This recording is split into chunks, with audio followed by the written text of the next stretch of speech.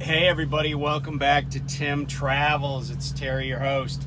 So, brought a load to the Cincinnati area this morning, delivered it. I'm at a truck stop. I'm at what is this? Flying J up on exit 32 off of I-77. The place has been refurbished, but there's no men's room and there's no showers. Now I was able to use the bathroom inside one of the shower cubicles rooms, but they're like, oh, it's due to plumbing problems. And you know how I feel about that. It's like everybody's standing around. It's like, call a contractor. I don't care how much it costs, get some plumber in here to fix it. Anyway, that's a rant for a different day. So we're up to 476 subscribers. I had to look because, like I said, it changes. So let's talk about the year 1476, and then we're going to fast forward a few hundred years to the present day in 1864. So stay focused. Keep your eye on the ball here.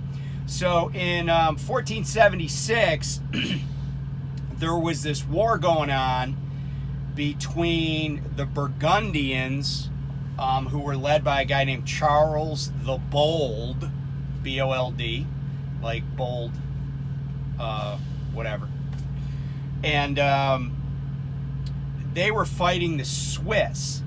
And here's the thing to keep in mind. A lot of these wars that were going on, especially in Europe, were,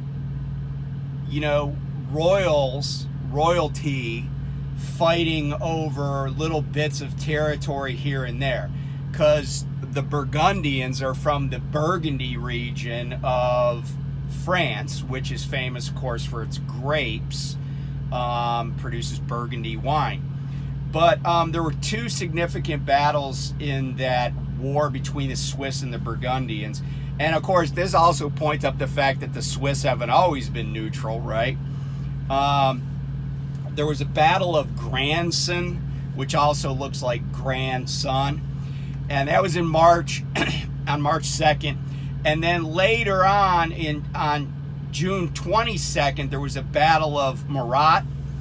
And both of these battles were physically located in what is present-day Switzerland. So, in other words, the Burgundians came over there, but they didn't get to stay because it's part of Switzerland now and not part of France. And the defeat, both of these battles were defeats of the Burgundians, and the one in June was very decisive. But these were decent-sized battles, the Battle of Murat was, around 20,000 Burgundians and around 25,000 Swiss. So anyway, that happened. It was a bad year for the Burgundians. I don't know what the wine was like from 1476. And then in December, on a march to Bucharest to engage in further warfare, Vlad III, who was also known as the Third, Vlad the Third, who was also known as Vlad the Impaler, and who had been at war with the Ottoman Empire, was killed in battle, or killed on that march to Bucharest. And by the way, Bucharest is the present-day capital of Romania. But he was killed and beheaded, and his head was sent to the Ottoman Sultan, whose name is Mehmed II. And they had been going back and forth for quite some time. So again, that was the guy. And so Vlad the Impaler is also who eventually became, at least as part of a legend, Dracula. So little history and I don't know what you want to call it, culture. So and remember, Dracula was written, the book was written by Bram Stoker years later. So that's 1476, a little bit about that. So I wanted to talk also about a guy named Howard Eberly. Howard Eberly is a man who lives in Henrico County, Virginia, which is right, basically Richmond, or Richmond area. And he is the fourth generation of his family that's on some land there. And his family moved there from Did I mention he's 79 years old? Anyway, his family moved down from Pennsylvania in 1880. So now we're talking 15 years after the Civil War. His family comes from Pennsylvania and acquires this decent-sized piece of land and farm in Henrico County, Virginia, where they've stayed ever since. And Mr. Eberly, has known some archaeologists and historians in his area, and he kind of knew that there had been warfare in the area. But what he didn't know is that his farm, or parts of his farm, were on the top 10 most desired sites for preservation, top 10 historic sites, Civil War sites for preservation. And so Mr. Eberly recently donated 23 acres to a land trust because his land was where the Battle of New Market Heights happened in September of 1864, actually September 29th of 1864. Now, do not confuse the Battle of New Market Heights with the Battle of Newmarket, which happened out in the Shenandoah Valley. And if you recall, the Battle of Newmarket was where the VMI cadets marched up the Shenandoah from Lexington, Virginia, and engaged Union troops there and actually were victorious. This is the Battle of Newmarket Heights. The reason the Battle of Newmarket Heights is quite significant is because of a couple things. But it was an action that was a large part of the action was taken by the U.S. colored troops, the USCT, and they were victorious, but at a very high cost. The U.S. colored troops during the entire Civil War, 16 men were recipients of the Medal of Honor, back then Congressional Medal of Honor, right? Of the 16 that were recipients of that medal for service during the Civil War, 14 of them were for service at this battle on September 29th, 1864. This battle was pivotal because it really led to the Union eventually being able to wear out the Confederates, in and around Petersburg and stuff. So anyway, that's really cool. Mr. Eberly has done a great thing, and then he and his sister have also committed to dedicating another 45 acres in the future that'll be preserved. So all these developers, I guess there was a developer that was trying to build a 700 home development right down the road from him, and for whatever reason that developer pulled out. So once these sites are gone, they're gone. And if you ever been to Gettysburg, there are parts of the battlefield that there are like IHOP and McDonald's and kind of hotels and some cheesy tourist attractions. Even though the Gettysburg battlefield is huge, every little bit counts, right? Because there wasn't a McDonald's and an IHOP out there on Emmitsburg Pike in 1863. So again, what Mr. Eberly and his family are doing is really, really laudable, and it matters. It matters, for all Americans. It should. Okay, so that's the history for today. But I want to talk about something that you should never, ever do. And before I say that, let me tell you what it is. Let me preface this by saying that, I don't make, when I practiced law, I had clients who would say, oh, should I do this? What do you think about this? Can you help me figure this out? And I would always tell them everything that I could possibly tell them about what they were asking. And the reason was I never wanted to have a client come back to me and say, oh, I wish you would have told me that.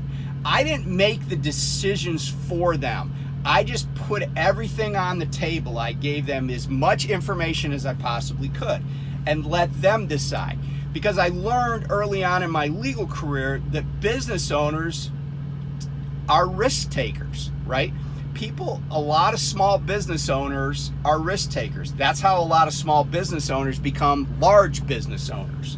You think about some of the wealthiest people in the world, there was risk taken to start those businesses. Now, it helps if you come from a wealthy family, don't get me wrong, but business owners tend to be risk takers. But there are certain risks that no business should be taking. Or maybe how I should say this is there are certain risks and certain decisions that no business has any business doing. And what I'm talking about is what is called factoring. And if you don't know what factoring is, it's a kind of a cute little term. There is kind of a legal definition of it, but it basically means borrowing money from somebody on assets that are typically receivables. In other words, borrowing money now in anticipation of being paid by a customer later, which money will then be sent directly to the factoring company. In other words, the lender. Another way of looking at this, though, is it's payday lending for business entities. Okay? It's payday lending for business entities. You know what payday lenders do, right? It's 4 days before payday. What do? You go write them a check for $300. They give you $225, and then on your payday, they cash the check for $300. So you earned $300, but because you didn't have enough money to tide you over till payday, it cost you $75. And I'm not saying that that's exactly what the deals look like, but they are pretty egregious. So there's this company called Core Funding Capital, and they're based in Weatherford, Texas. And apparently they have about 300 customers, most of whom are trucking companies. And so what these trucking companies are doing, and a lot of people come on my channel and other people's channel at Prime, and they're like, oh, I got my own authority, and they're paying me $20,000 to haul something from Cali to Massachusetts, and you guys are getting ripped off by Prime, and you ain't making jack, and I'm killing it. And all I paid is $40,000 for my Peterbilt, and I don't even work more than about 17 days a month, and I'm making like $350,000 a year. We've all heard it, right? I'm kind of exaggerating for comedic purposes, but not that much. Okay? That's kind of the shtick. But here's the thing, and I've talked about looking at the DAT load board and stuff like that. If you look at the DAT load board and it says, load from A to B, and here's the offer, right? This is what a broker or a shipper, but most of the time a broker will pay. Okay? And so let's say it's $10,000 or $1,000, it doesn't really matter. It could be $400. If you tap on that, it'll give you maybe a little bit more information, not too much. But one thing it always says, never doesn't say this, is this load is available for factoring. Okay? So what happens is this. DAT is a broker, right? And I have no issue with brokers, right? They're part of the industry, and they connect shippers with carriers, right? And you know, people say they hate the brokers, and I get that because the broker is a middleman. However, if you could go get the load directly from a shipper, you would, but you can't. Now, I'm not saying that's right or wrong. It's just how it is, right? But here's the thing. The broker typically pays the carrier.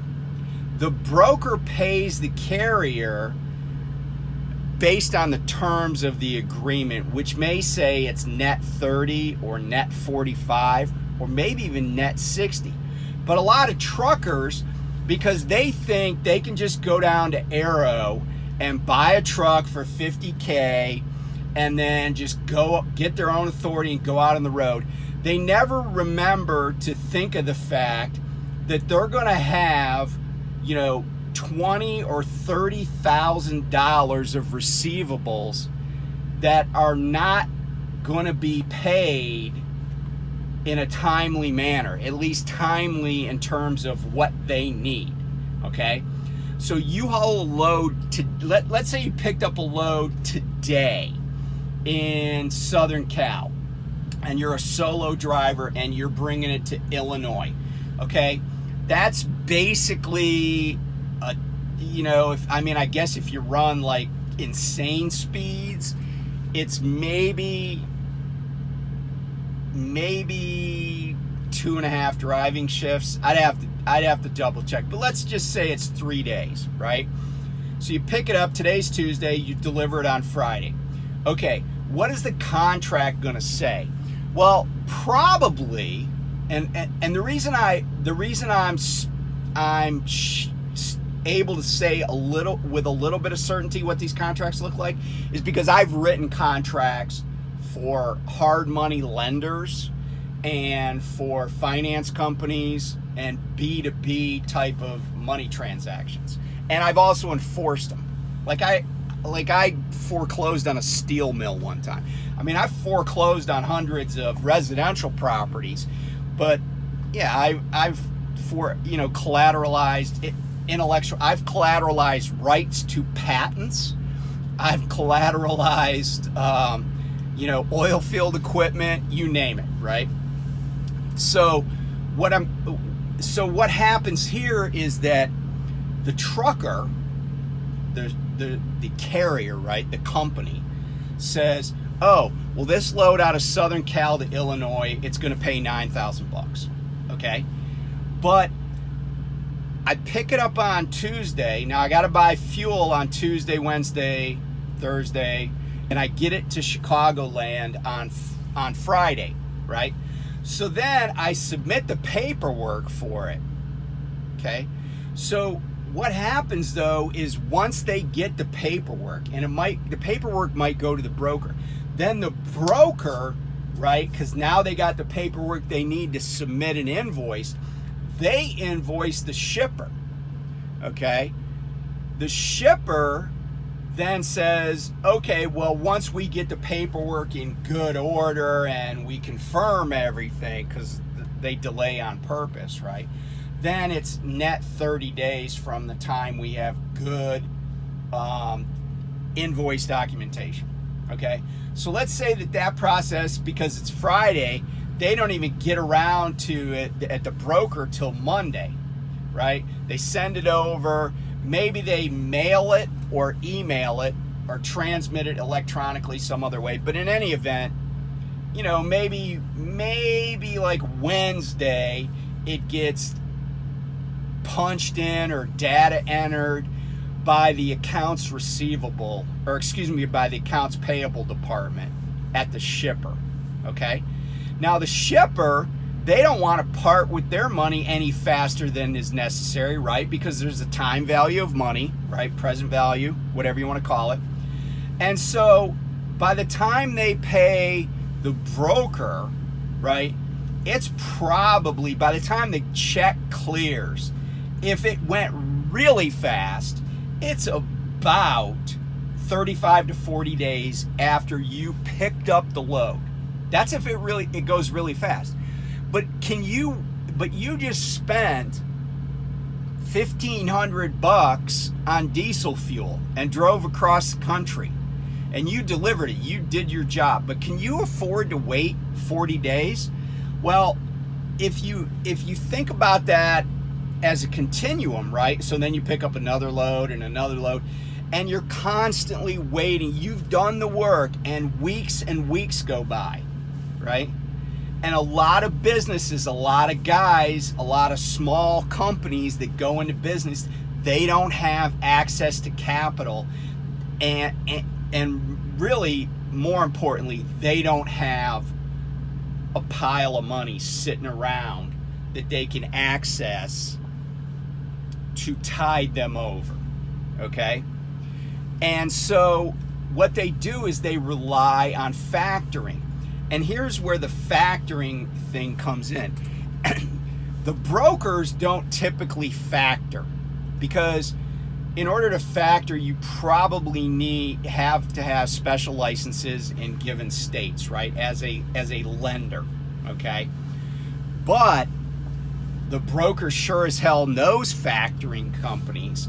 And what happens is this. The factoring company says, yeah, you're owed $9,000. We will advance up to a certain percentage of that. Now, it could be 90%, which would be $8,100. So let's just say it's 90%, okay? We'll advance 90%. They're going to charge fees, and they're going to charge interest. And I'm not going to get into what that might look like, except to say that it's not going to be cheap, right? Because the only collateral that they're going to have is a promise of a shipper who they don't have a business relationship with to pay. But that shipper could go out of business before they pay that. So the factoring company is taking a huge risk, sort of a huge risk. And it depends. It depends on the credit of the shipper a lot of times, and it depends on the broker sometimes. Okay, so what happens is they don't just give you $8,100 though. They give the $8,100 to the broker, because remember, it's the broker that pays you. But in exchange for that, they get executed what is called a credit and security agreement. And that credit and security agreement, it's coupled with usually a promissory note, and they get the right to lien your receivable, okay? So what they then do is they send a letter with the appropriate documentation to the shipper and say, hey, you know how you owe $9,000 to ABC Transportation Corp? Well, actually, they owe us a bunch of money, and so instead of paying them directly, we want you to pay us. And here's the paper that said that they said it was okay to pay us and that we have rights to that money. So you got $8,100 sent to the broker. Now the broker should put that in escrow, but they also take some fees and stuff, okay? But here's the rub. Core Fund Capital just shut its doors. Now I mentioned they got 350 customers, right? They shut their doors. But because of those agreements that are in place, no one, not even the shipper who wants to maybe pay the carrier, no, they cannot legally give that money that they owe the carrier to the carrier. They have to give it to Core Fund. And the brokers who are holding, money, they can't release it to the truckers, to the carriers, without permission of the factoring company. And so there are people that are in danger of going out of business because they're using this factoring company. Now, a receiver has been appointed, And this article that I read basically said, well, you know, the receiver, he's going to take care of people. Trust me when I tell you that the receiver's job is not to take care of the customers of the entity that's in receivership. His job or her job, and this is usually based on instructions from the court, but this is how receivers typically work.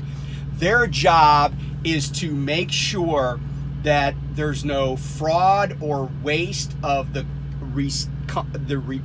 company's assets, the company that's in receivership, and that their creditors are treated fairly. But if you're a customer, you're probably not a creditor, okay? And so you get in line last, okay? Because they were loaning you money. Now, they have security interests in your assets, but unwinding those transactions and releasing those liens, it can be done by the receiver, but they have to make sure that they're protecting the company that's in receivership so it can protect its creditors. Now, that's the situation with Core Fund. But let me say this about factoring generally. If you don't think that payday lending for individuals is a great idea, I mean, the only people that think payday lending is a great idea are payday lenders, okay? And we already know how they've ripped off CSRS people and Congress has gotten involved. But if you don't think that's a good idea, then you probably shouldn't think factoring is a good idea. And let me say this about factoring. I used to hire law firms all over the country.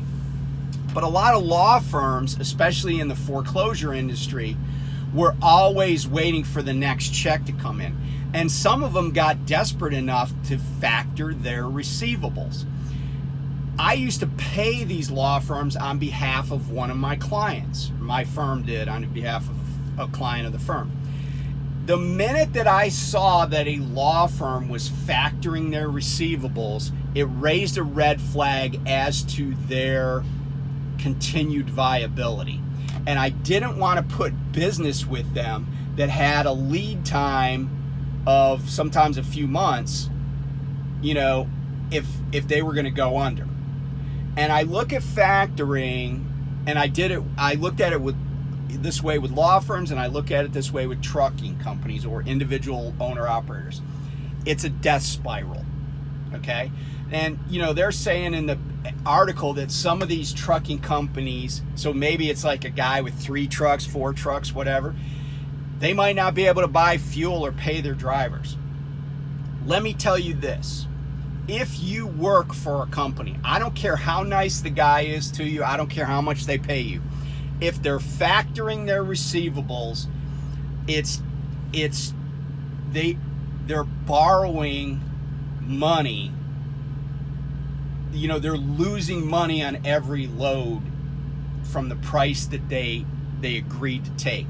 And all it's going to take is one little blip for it all to go down the toilet, right? They're walking on a very, very thin sheet of ice, and one little crack and everything's going into the cold water. So why do I mention all this? Why do I even care? Well, here's the thing about Prime. I just delivered a load and I don't even remember what it paid. But let's say it pays $2,000. Today's Tuesday. On Friday, after I submit the trip sheet and the bills, on Friday, they're going to credit this truck with that load. I don't know when Prime is going to get paid for hauling that stuff, that, you know. But what I know is this Friday, 3 days away, my truck's going to be credited with that amount of money that I agreed to haul it for. And, you know, that is Prime's way. Now, you know, I'm guessing Prime didn't get paid up front. But even if they did, for me to get paid 3 days later, 3 days after I delivered it, is still great. But I'm guessing they didn't get paid. I'm guessing Prime's accounts receivable department is working on invoices, right now, which today's August 1st. They probably got invoices they sent out back in June that haven't been paid yet, and they're on the phone dialing for what I call dialing for dollars, right? But they've already paid me for all those things I did back in June. And that's how they're actually granting me credit and not really charging me for it, right? So maybe I make a little bit less. Maybe, Prime gets their 28% of line haul, and maybe they keep, they have this, they have that. But guess what? I don't have to worry about how I'm going to pay for fuel, right? Prime grants me credit based on the work that I've done. They pay me for the work that I've done, whether or not they've already gotten the money. And I don't have to go to a payday lender to keep my truck rolling or to pay myself. So, a lot of people talk a good game, but what they don't tell you is how the sausage is made. And I'm not saying all these guys out here are factoring. Maybe some guy went into it and he's got like $100,000 sitting around. But I suspect a vast majority of people don't. And they're one bad shipper away from being in extremis. And, I'm not sure that's a great way to live.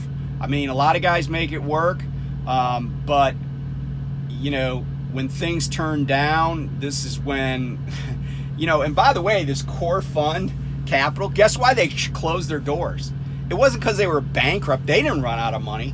There's two guys that own it. They're brothers. They got into a spat, and they got so angry, they cut all their people loose and said, F it, we're not going to do this anymore. But there are real people suffering because these two guys can't get along and run their business and keep their doors open. Not just their customers, but their employees that they had. So anyway, if you got a factor for any reason, you got to really take a good hard look at your viability on a going forward basis and how you're running your business. Because it doesn't matter if you're netting out $10,000 a week. If you're not putting anything in the business, man, there's going to be hell to pay when there's a rainy day. And for about 350 of these guys, it's a rainy day. It's a Noashian deluge of bad news. So anyway, thanks for watching. Catch you next time on Tim Travels. Bye.